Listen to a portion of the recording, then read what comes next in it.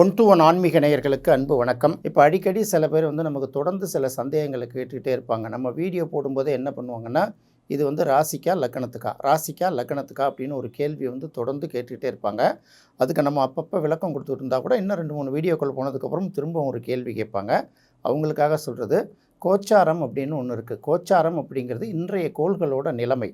சந்திரன் எப்படி ஒரு நாளைக்கு ஒரு நட்சத்திரம் கிடக்குது, 2.25 நாளைக்கு ஒரு ராசியை கிடக்குதோ, அது மாதிரி எல்லா கிரகங்களும் பார்த்திங்கன்னா குறிப்பிட்ட காலத்தில் அடுத்தடுத்த ராசி கட்டங்களுக்கு போகும்.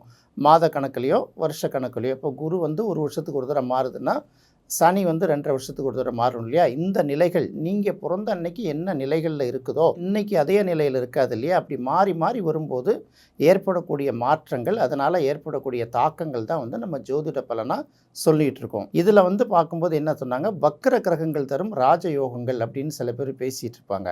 வக்ர கிரகங்கள் எப்படி ராஜயோகத்தை கொடுக்கும் அப்படிங்கிறத நம்ம பார்க்கணும். வக்ரம்னா என்ன? வக்ரம்ங்கிறது ஒரு கிரகத்தோட பின்னோக்கிய பயணம், அவ்வளோதான், வேறு ஒன்றும் கிடையாது. சூரியனுக்கும் சந்திரனுக்கும் வக்ர கதி கிடையாது.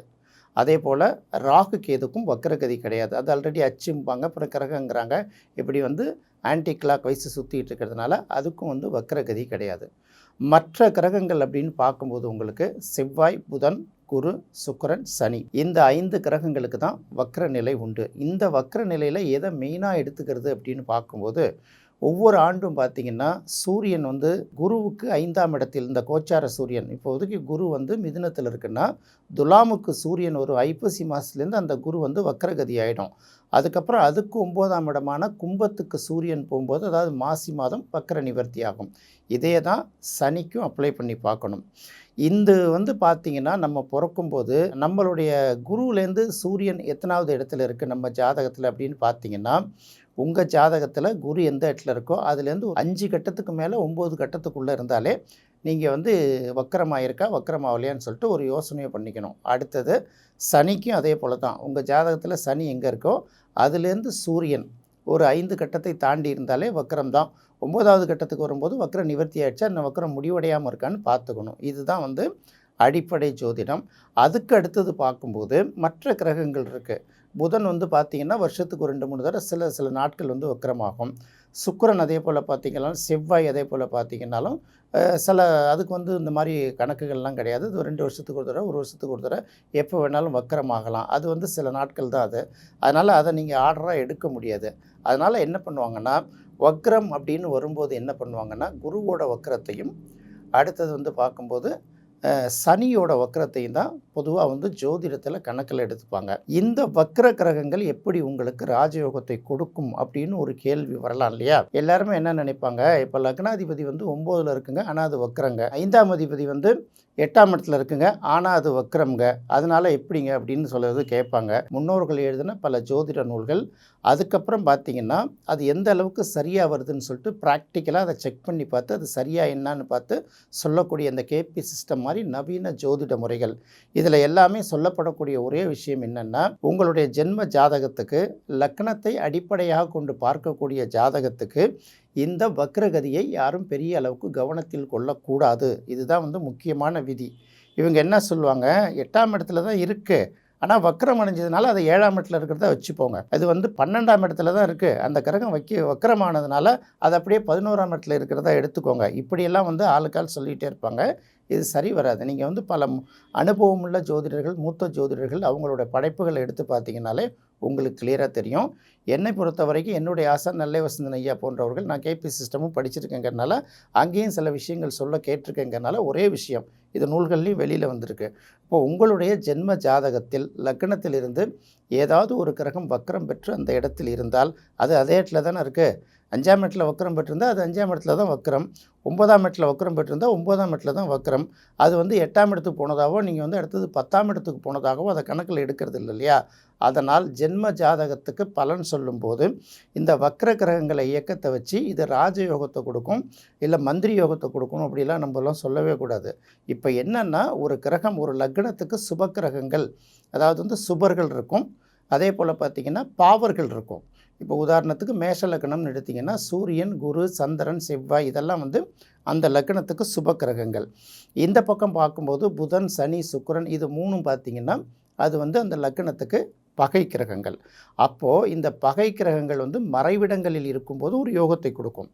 இந்த சுப கிரகங்கள்லாம் மறைந்து போச்சுன்னா யோகத்தை கொடுக்காது. அது வக்ர நிலையில் இருந்தாலும் சரி, வக்ர நிலையில் இல்லாமல் இருந்தாலும் சரி. இதை தான் வந்து மெயினாக அடிப்படை ஜோதிடத்தை ஒழுங்காக படிக்கணும்னா இதை முதல்ல தெரிஞ்சுக்கணும். உங்கள் ஜாதகத்தில் இருக்கக்கூடிய ஏதாவது ஒரு கிரகம் வக்ரம் அடைந்திருந்தால் அதனால் வந்து பலனில் எந்த வகையிலையும் மாறுபடாது. சரி, இது எப்போ யோகத்தை செய்யும் அப்படின்னு ஒரு கேள்வி வரும்ல. நீங்கள் பிறக்கும்போது குரு வந்து உங்கள் ஜாதகத்தில் வக்ர நிலையில் இருந்தால், இப்போதைக்கு இப்போ குரு வக்கரமாக இருக்கு இல்லையா, இந்த 4-5 மாத காலகட்டங்கள் வந்து உங்களுக்கு ஒரு மாற்றங்கள் உருவாகும். ஒரு நல்ல வேலைகளை நீங்கள் செஞ்சுக்கலாம். உங்களுக்கு ஏதாவது ஒரு பாசிட்டிவான விஷயங்கள் நடக்கும்.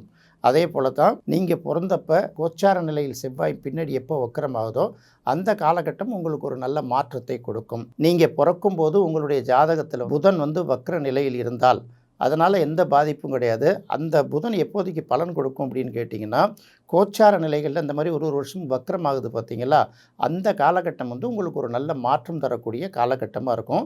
இது வந்து பார்த்திங்கன்னா செவ்வாய், புதன், குரு, சுக்கிரன், சனி இந்த 5 கிரகங்களுக்கும் பொருந்தும். இதை தவிர உங்களுடைய ஜாதகத்தில் எந்த கிரகம் வக்ரமாக இருந்தாலும் அதை வைத்து எந்த பலனும் மாறுபடாது. அது ராஜயோகத்தையும் கொடுக்காது. அது நல்ல நிலையில் நல்ல லக்னத்துக்கு நல்ல இடங்களில் கெட்டு போகாமல் இருந்தால் யோகத்தை கொடுக்கும். இல்லை நல்ல கிரகமாக இருந்து மறைஞ்சு போயிடுச்சுன்னா அது நல்ல யோகத்தை கொடுக்காது. அடுத்தது இன்னொரு விஷயங்கள் பார்க்கணும். சூரியன் சந்திரனை தவிர, ராகு கேதுவை தவிர, ராகு கேதுக்கு சொந்த ராசி வீடுகள் கிடையாது. சூரியன் சந்திரனுக்கு ஒரு வீடு. இதை தவிர மற்ற 5 கிரகங்களுக்கு எல்லாத்துக்குமே பார்த்திங்கன்னா 2 வீடுகள் இருக்கும். அப்போ ஒரு வீடு வந்து நெகட்டிவை கொடுத்தாலும் இன்னொரு வீடு பாசிட்டிவை தானே கொடுக்கும் அப்படின்னு ஒரு விஷயத்த சொல்லலாம். ஏன்னா இதை சொன்னதே நான் பார்த்திங்கன்னா இந்த 6, 8, 12 வந்து விபரீத ராஜயோகம் கொடுக்கும்னு எல்லாரும் சொல்லும்போது தான் நான் சொன்னேன். இப்போ வந்து மேஷ லக்னத்துக்கு செவ்வாய் 8ஆம் அதிபதியாக இருந்தாலும் அவரே லக்னாதிபதி தானே, அந்த 8ஆம் அதிபதி மறையும் போது எப்படி ராஜயோகத்தை கொடுக்கும்னு கேட்கும்போது இதுக்கு வந்து சிலர் விளக்கம் சொல்ல முடியாததுனால இப்போ நம்ம சொன்ன டாப்பிக்கே எடுத்துகிட்டு அவங்க கண்டுபிடிச்ச மாதிரி சில பேர் பேசிகிட்டு இருப்பாங்கள்ல, அதுக்காக தான் இந்த வக்ர நிலையை குறித்த ஒரு விழிப்புணர்வு தான் நம்ம வந்து இந்த வீடியோவில் பதிவு பண்ணுறோம். ஜென்ரலாக பார்க்கும்போது உங்கள் ஜாதகத்தில் வக்ர கிரகங்கள் இருந்தால் அதனால் எந்த மாற்றமும் கிடையாது. மற்ற ஜாதகங்களில் எப்படி இப்படி இருக்கோ அதை மட்டும் வச்சு பார்த்து அந்தந்த இடத்துல இருக்கிற கிரகத்துக்கு என்ன பலனோ அந்த பலனை தான் அது கொடுக்கும். அதே கிரகம் கோச்சாரத்தில் வந்து வக்ர நிலையில் வரும்போது உங்களுக்கு ஒரு மாற்றம் கிடைக்கும், ஒரு முன்னேற்றமாகவும் இருக்கும். பல பேருக்கு வந்து அது பாசிட்டிவான மாற்றமாக இருக்கும் அப்படின்னு சொல்லப்படுது. இதுதான் வந்து யதார்த்தம். அப்போ இந்த வக்ர கிரகங்களை எதுக்கு நம்ம கணக்கில் எடுத்துக்கிறோம் அப்படின்னு பார்த்தீங்கன்னா, இப்போ வந்து உங்களுக்கு ஒரு பிரசன்ன ஜோதிடம் நீங்கள் பார்த்தீங்கன்னா ஒரு கேள்வி கேட்கலாம். எனக்கு எப்போது வேலை கிடைக்கும் அப்படின்னு ஒரு கேள்வி கேட்டிங்கன்னா, ஜாதகத்தை பார்க்காம பிரசன்னத்தை பார்க்கும்போது 6ஆம் அதிபதி எங்கே இருக்குது, 10ஆம் அதிபதி எங்கே இருக்குது, இது நல்ல நிலையில் இருக்கா அப்படின்னு பார்த்து முதல்ல நம்ம பலன் சொல்லுவோம் இல்லையா. அது வந்து எந்த இடத்த தொடும்போது, அதுக்கப்புறம் குரு பார்வை கிடைக்கும்போது, இல்லை சனி பார்வை கிடைக்கும்போது, இல்லை வந்து இந்த 2-3 கட்டங்களில் வந்து 10ஆம் இடத்துக்கு வரும்போது, 6ஆம் இடத்துக்கு வரும்போது, 7ஆம் இடத்துக்கு வரும்போது உங்களுக்கு அந்த வேலை வாய்ப்பு கிடைக்கும் அப்படின்னு நம்ம சொல்கிறோம் இல்லையா. இதே வேலை வாய்ப்பு மட்டும் இல்லை, அதே போல் பல விஷயங்களுக்கும் தான். எப்போ திருமணமாகும் எது வேணாலும் வந்து பிரசன்னத்தில் கேட்கலாம் இல்லையா. ஒரு 20-30 கேள்விகள் அடிப்படை கேட்கப்படக்கூடிய ஒரு கேள்விகள்.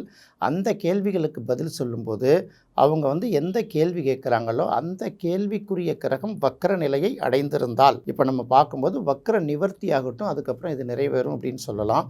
அப்புறம் வந்து அது மாதிரி இல்லைங்கும்போது நம்ம நார்மலாக அந்த கிரகத்தோட மூமெண்ட்டை வச்சு நம்ம சொல்ல போகிறோம். இதுக்கு மட்டும்தான். இன்னும் சொல்லப்போனால் பிரசன்ன ஜோதிடத்துக்கும் கோச்சார நிலையை அடிப்படையாக வைத்து சொல்லப்படக்கூடிய ஜோதிடத்துக்கு மட்டும்தான் இந்த கிரகங்களோட வக்ர நிலையை கணக்கில் எடுத்துக்கணுமே தவிர, ஜென்ம ஜாதகத்தை பலன் சொல்லும்போது இந்த வக்ர கிரகங்கள் எந்த வகையிலும் பெரிய அளவுக்கு பலனை கொடுக்காது. அதை கணக்கிலே எடுத்துக்கொள்ளக்கூடாதுங்கிறது தான் வந்து மூத்த ஜோதிடர்கள் எல்லாமே சொல்லியிருக்காங்க. இதை வந்து நம்ம ப்ராக்டிக்கலாக ஒரு ஜாதகத்தையும் பார்க்கும்போது தான் நமக்கு சொல்ல முடியுமே தவிர, இந்த இடத்துல உங்களுக்கு 8ஆம் இடத்துல இருந்தாலும் பரவாயில்லை, அது வக்ரம் அடைந்திருந்தால் அது 7ஆம் இடத்துல இருக்கிறதா எடுத்துங்க அப்படியெல்லாம் நினைக்கக்கூடாது. அந்த கிரகம் வக்ரம் அடைந்திருந்தாலும் இல்லை அதிசாரத்தில் வந்திருந்தாலும் அது வந்து அன்றைய நிலையில் எந்த ராசி கட்டத்தில் எந்த பாவத்தில் இருக்கோ அதுதான் உங்கள் லக்னத்திலேருந்து நீங்கள் எடுத்துக்கணுமே தவிர, மற்றபடி வேறு எதுக்கும் எடுத்துக்க வேண்டிய அவசியம் கிடையாது. அடுத்தது பார்க்கும்போது அந்த வக்ரம் அடைந்த கிரகம் வேறு ஏதாவது ஒரு கிரகத்தோட சேர்க்கை பெற்றிருக்கா அல்லது வேறு கிரகத்தோட பார்வை பெற்றிருக்கான்னு பார்த்து அந்த பலனை சொல்லாமல் தவிர, ஜென்ம ஜாதகத்தை வச்சு இந்த வந்து வக்ர கிரகங்களுக்கு தரக்கூடிய ராஜயோகம்லாம் சொல்லிட்டு லெக்சர்லாம் பண்ணிட்டு இருந்தோம்னா இந்த ஜோதிட உலகத்தை வந்து நம்ம தவறாக வழிகாட்டுறோம்னு அர்த்தமாயிடுங்கிறதுனால இந்த விஷயங்களை உங்களுக்கு தெளிவுபடுத்துகிறேன். உதாரணமாக குறிப்பாக சொல்லப்போனால் வக்ர கிரகங்கள் வந்து ஜாதகத்தில் இருக்கக்கூடிய கிரகங்கள் வக்கரமாதனால அது வந்து மாற்று பலனை கொடுக்காது. அது எந்த ராசி கட்டத்தில் எந்த பாவத்தில் இருக்கிறதோ அதற்கான பலனை மட்டுமே கொடுக்கும். இதே ஒரு விஷயம் என்னன்னா, வக்கரமான கிரகங்கள் கோச்சார நிலையில் வக்கரம் அடையும் போது அந்த காலகட்டம் வந்து உங்களுக்கு ஒரு மாற்றத்தை உருவாக்கும். அந்த மாற்றம் உங்களுக்கு ஒரு பாசிட்டிவாக மாற்றம் இருக்கிறதுக்கு வாய்ப்பு இருக்குது. பிரசன்ன ஜோதிடம் கோச்சார நிலையை அடிப்படையாக வைத்து ஒரு கேள்விக்கு பதில் சொல்லும்போது தான் இந்த கிரகங்களோட வக்கர நிலை வக்கரகதி நிலையை வந்து கணக்கில் எடுத்துக்கிட்டு அந்த காலகட்டத்தை கணக்கில் எடுத்துகிட்டு சொல்லணுங்கிறது மட்டும்தான் இதில் முக்கியமான விஷயமே தவிர, இது தவிர இதில் வேறு எந்த முக்கியத்துவமும் பெரிய அளவுக்கு இல்லை அப்படிங்கிறதை தெளிவுபடுத்துவதற்காகத்தான் இந்த வீடியோவோட முக்கியமான நோக்கம். என்ன நேயர்களே, இந்த நிகழ்ச்சி உங்களுக்கு பிடிச்சிருக்குன்னு நினைக்கிறேன். மீண்டும் மற்றொரு சுவையான நிகழ்ச்சியில் சந்திக்கலாம். நன்றி, வணக்கம்.